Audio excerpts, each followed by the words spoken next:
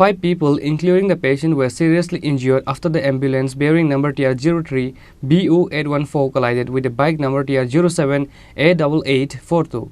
The incident took place on Tuesday adjacent to Bishalgarh Motor Stand DWS office.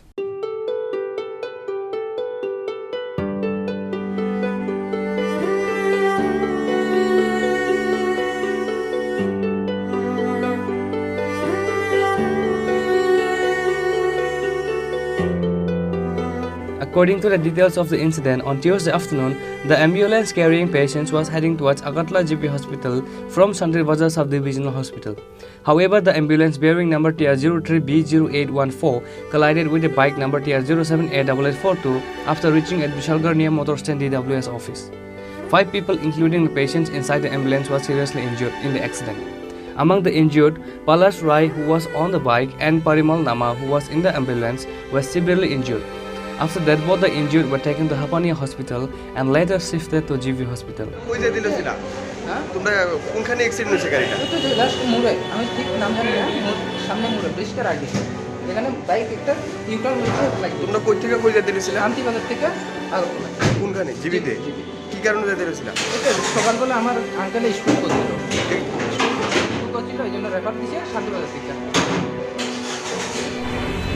Bishalgarh বাজার থেকে ওই সাউথের দিকে আইতে আসলো আর কি।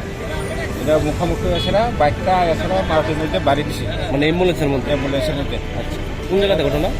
এইটা হলো মোটর স্ট্যান্ড শ্রমিকের আর কি। কতজন আহত হয়েছে? মারুতির গাড়িটা আসলো 4 জন, আর বাইকটা আসলো 5 জন।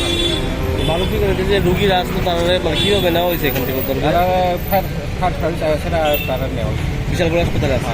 কীরকম ইনজুরি হয়েছে?